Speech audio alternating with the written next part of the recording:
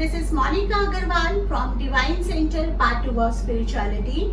जी हाँ, आप लोगों का स्वागत है मेरे इंस्टाग्राम प्रोफाइल एंड मेरे यूट्यूब चैनल, दोनों जगह जहाँ भी आप मुझे देख रहे हैं। अगर आप मुझे यूट्यूब पे देख रहे हैं, जो कि मेरे चैनल का नाम है tarot card reader Monika Agarwal, तो वहां से आप मेरे इंस्टाग्राम पे भी मुझे फॉलो कर सकते हैं टैरो_रीडर_मोनिका पे।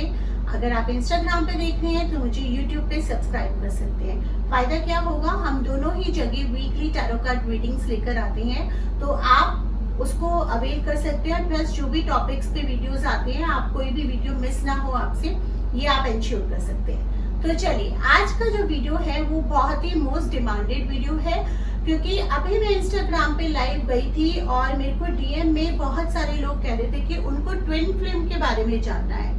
तो ट्विन फ्लेम के बारे में बात करने से पहले हमको ये क्लैरिटी होना जरूरी है कि सोलमेट्स क्या होते हैं, कार्मिक रिलेशनशिप्स क्या होती हैं, and then twin flame relationships क्या होती हैं। क्योंकि अक्सर बहुत सारे आर्टिकल्स हैं जो काफी लोगों ने, काफी एक्सपर्ट्स ने लिखे हैं, लेकिन लोगों को अभी तक क्लैरिटी नहीं होती। जब हम एक्चुअली उन रिलेशनशिप्स में आते हैं तो वी गेट कंफ्यूज कि whether the person is a soulmate, whether it is a कार्मिक रिलेशनशिप और whether it is a twin flame relationship.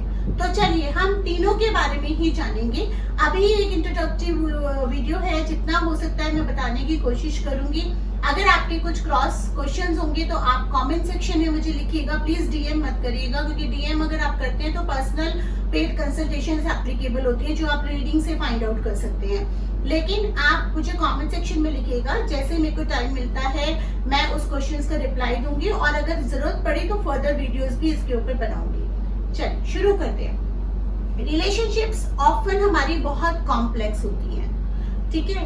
हम चाहे अपने फैमिली मेंबर की बात करें, चाहे सिबलिंग्स की बात करें, चाहे फ्रेंड्स की बात करें, चाहे अफेयर्स की बात करें, रिलेशनशिप हमेशा एक ऐसा पॉइंट होता है कि जो इतना वाइड पॉइंट है कि एक्सपीरियंस के साथ साथ ही हम समझ पाते हैं कि रिलेशनशिप्स को हमें कैसे टैकल करना है। So there is nothing something like that a failure और a successful in a relationship. ऐसा नहीं है कि आपके कुछ रिलेशनशिप फेल हो गए हैं तो आप रिलेशनशिप्स में फेलियर हैं। बात ये होती है कि कहीं ना कहीं हम उनके डेप्थ को नहीं समझ पाते हैं। ये तो हम सब लोग ये जानते हैं कि जब हमारी सोल रीइंकार्नेट होती है, अगर नहीं जानते हो तो मैं बता रही हूँ, जब हमारी सोल रीइंकार्नेट होती है तो हमारी कुछ सोल्स के साथ एग्रीमेंट होता है कि हमारी लाइफ पाथ में, यानी कि ह्यूमन लाइफ पाथ में, हमें कहीं ना कहीं किसी पॉइंट पे वो सोल हमें मिलेंगे। ये हमारा एनर्जी एक्सचेंज रहेगा। कहीं कहीं money form of energy exchange होता है, कहीं कहीं thoughts form of energy exchange होता है, कहीं कहीं लेसन्स, पेन, सफरिंग से होता है। अब बात आती है कार्मिक, सोलमेट एंड ट्विन फ्लेम की। तो ट्विन फ्लेम बिल्कुल एंटायरली डिफरेंट है सोलमेट एंड कार्मिक रिलेशनशिप से, और ऑफन हम लोग कार्मिक रिलेशनशिप्स को या सोलमेट रिलेशनशिप्स को कंफ्यूज कर जाते हैं ट्विन फ्लेम से, और ट्विन फ्लेम को कंफ्यूज कर जाते हैं सोलमेट से।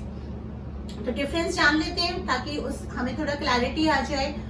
कार्मिक रिलेशनशिप्स वो होती हैं जो हमारे कर्मा से जुड़ी हुई है, यानी कि पिछले लाइफ में कुछ कर्मास हमारे अधूरे रह गए हैं किसी पर्टिकुलर सोल के साथ, और वो कर्मा पूरे करने के लिए वो सोल वापस हमें इस जन्म में मिलती है। उसमें कई कारण हो सकते हैं, हमने उसके साथ कुछ बुरा करा है या उसने हमारे साथ कुछ बुरा करा है तो वापस पैटर्न रिपीट हो रहा है, या हमने बुरा करा है तो वो वापस उस कर्मास को पूरा करने के लिए आई है, या किसी ने भी किसी के साथ बुरा नहीं करा है लेकिन कहीं ना कहीं वो रिलेशनशिप अधूरा रह गया, कुछ बातें अनकही रह गई, कुछ कर्मा अनकही रह गए, हम मिल नहीं पाए, या जो भी रीजंस रहे, तो वो कर्मास को पूरा करने के लिए वो सोल हमारे इस लाइफ में आती है।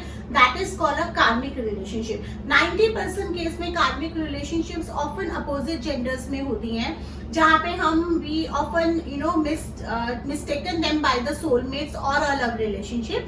लेकिन 10% केसेस ऐसे भी होते हैं जहाँ पे जरूरी नहीं है कि वो अपोजिट जेंडर में या लव रिलेशनशिप हो। कई बार हमारे फ्रेंड सर्कल में होता है, हमारे राइवल्स होते हैं, हमारे प्रोफेशनल राइवल्स होते हैं, कहीं ना कहीं कर्मा कुछ ना कुछ अधूरा रह गया है तो वो हमसे टकराती है। वैसे तो हर सोल जो हमको मिल रही है, जिसके साथ हमारा एक्सपीरियंस बहुत अच्छा है, या बहुत बुरा है, वो कहीं ना कहीं हमारे कर्मा से जुड़ी हुई है। या तो हम नए कर्मास फॉर्म करते हैं या हमारे पास्ट लाइफ से जुड़ा होता है। और अक्सर हम लोग जो बहुत क्लोज हो जाते हैं हमारे यहाँ लोग, मतलब कि अगर बिट्रेयल भी अगर आपको कोई कर रहा है तो तभी कर रहा है ना जब आप उसको मौका दे रहे हो अपने स्पेस में एंटर करने का, या आप उस पर ट्रस्ट कर रहे हो, तो कहीं ना कहीं तो वो पास्ट लाइफ से कनेक्टेड होता है। बट जहां हम कार्मिक रिलेशनशिप की बात करें, ये रिलेशनशिप्स ऑफन इतनी टॉक्सिक होती हैं और इस तरह की होती हैं कि आप इमोशनली उनके साथ इस लेवल पे कनेक्टेड होते हो कि चाहे उसमें आपको अब्यूज हो रहा है, चाहे आपको उसमें वायलेंस फेस करना पड़ रहा है, चाहे आपको वहां से कमिटमेंट नहीं मिल रहा, रिस्पेक्ट नहीं मिल रही, आपको सब पता है कि क्या चीज गलत जा रही है। आप उस इंसान को छोड़ना भी चाहते हो लेकिन छोड़ नहीं पाते हो और वापस मतलब फिर उसी पैटर्न में उलझे रहते हो। इतना उलझे रहते हो कि अगर कोई आपका रियल सोलमेट या कोई और इंसान आपको वहां से निकालने की कोशिश भी कर रहा है, तो जब तक कि आप उस चीज को अंडरस्टैंड नहीं करते हो कि ये कार्मिक रिलेशनशिप है, यहाँ पे कर्मास मुझे हील करने हैं, तब तक आप अपनी विल पावर को भी उस लेवल तक नहीं लेके आते हो कि आप उस इंसान के या उस रिलेशनशिप के चक्रव्यूह से निकल पाओ। तो बहुत सारे लोग हैं जो कार्मिक रिलेशनशिप में फंसे होते हैं, फिर सोचते हैं कि हमारे साथ किसी ने ऐसा क्यों करा, हमें कमिटमेंट क्यों नहीं मिल रहा, हम तो पूरा प्यार कर रहे हैं, वहां से क्यों नहीं मिल रहा है, या मैंने अपनी फ्रेंड के लिए बहुत कुछ करा, उसने मुझे बिट्रे क्यों कर दिया। तो कहीं ना कहीं वो कर्मास पूरे होते हैं। तो कार्मिक रिलेशनशिप को हील करने के कई तरीके होते हैं। रेकी के 3rd लेवल पे सिंबल्स आते हैं, अगर आप वो सीख रहे हैं तो, नहीं तो आप किसी एक्सपर्ट से कार्मिक रिलेशनशिप्स की हीलिंग्स ले सकते हैं। और भी बहुत सारे तरीके होते हैं। दूसरा तरीका ये होता है जो हम अपने आप से कर सकते हैं, अपनी विल पावर को अंडरस्टैंड करना। जब हम किसी इस तरह के रिलेशनशिप में हैं तो अपने जो 6th सेंस होती है उसको हमेशा ओपन रखें। कभी भी इंट्यूशन हमें गलत गाइड नहीं करती। अगर इंट्यूशन हमें कुछ कह रही है तो वहां पे थोड़ा सा रोकने की कोशिश करें, समझे उस चीज को, और अगर कुछ हो भी चुका है तो फॉरगिव करके आगे मूव ऑन करें। ये एक जनरल चीजें होती है। अब हम आते हैं सोलमेट रिलेशनशिप। सोलमेट्स वो होते हैं जो हमारे साथ पिछले कई जन्मों से ट्रैवल कर रही होती है सोल्स, और सोलमेट्स हमारे एक से ज्यादा होते हैं। तो जो कार्मिक रिलेशनशिप है वो भी हमारे एक तरह से सोलमेट्स होते हैं, क्योंकि वो हमारे साथ पिछले जन्म में ट्रैवल कर रहे होते हैं और वहीं की कर्मा पूरे करने आते हैं। बट जब हम बात करते हैं सोलमेट्स के, soulmates can be of friends, soulmates can be of parents, soulmates can be of siblings. Soulmates होते हैं जो हमको हेल्प करने के लिए आते हैं, हमारे में से बेस्ट निकालने के लिए आते हैं। और जब हमारे में से बेस्ट निकालने की बात होती है तो वो भी पेनफुल होता है, क्योंकि हमको ट्रांसफॉर्म करना होता है अपने आप को। और सोलमेट रिलेशनशिप में 2 तरह का रिलेशनशिप होते हैं। एक तो होता है सोलमेट रिलेशनशिप जो कन्वर्ट होती है लाइफ पार्टनर में। एक होता है सोलमेट रिलेशनशिप जो in a way a form of karmic relationship होता है, जहाँ पे हमारा एग्जिस्टेंस उस सोल के साथ या उस बॉडी के साथ या उस ह्यूमन बीइंग के साथ एक लेवल तक होता है। और कुछ सोलमेट्स होते हैं जो बिना किसी बंधन के भी लाइफ टाइम जुड़े रहते हैं, आपके अंदर से आप बेस्ट निकालते रहते हैं, आप उनके साथ सेम करते हैं, मतलब वो एक एनर्जी एक्सचेंज फॉर्म में होता है, एक लाइफ टाइम रिलेशनशिप होती है। अब यहाँ जो कार्मिक एंड सोलमेट रिलेशनशिप होती है वहीं पे लोग कंफ्यूज कर जाते हैं ट्विन फ्लेम से। ट्विन फ्लेम कौन क्या होती है?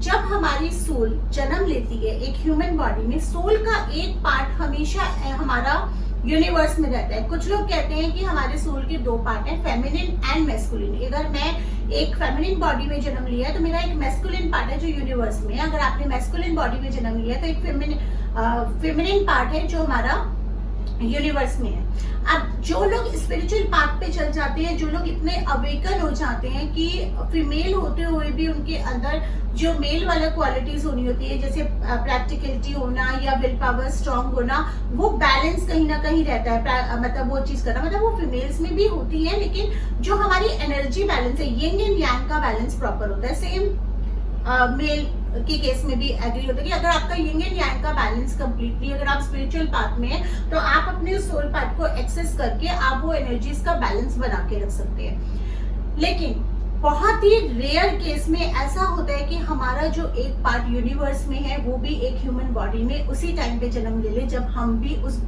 धरती पे अपना कर्म काट रहे हैं। और वहां पिक्चर में आता है ट्विन फ्लेम, मतलब हमारी ही सोल का, हमारी ही आत्मा का एक पार्ट, हमारी सोल 2 पार्ट में स्प्लिट होती है और एक पार्ट ने एक दूसरी बॉडी में जन्म ले लिया है। यस, ये होता है ट्विन फ्लेम। तो आई थिंक आप लोगों को थोड़ा सा आइडिया हो गया होगा कि ट्विन फ्लेम, कार्मिक और उसमें क्या डिफरेंस होता है। अभी हम नेक्स्ट वीडियो में ट्विन फ्लेम के बारे में और डिटेल में जानेंगे कि कैसे आप आइडेंटिफाई करें, क्या आप ट्विन फ्लेम जर्नी में है या नहीं है, ट्विन फ्लेम क्या सबके होते हैं, अगर होते हैं तो क्या वो अपोजिट जेंडर में होते हैं या सेम जेंडर में होते हैं, ये सब हम जानेंगे नेक्स्ट वीडियो में। मुझे बताना मत भूलना वीडियो कैसा लगा, कमेंट सेक्शन में अपने क्वेश्चंस अपलोड करना शुरू कर दीजिए।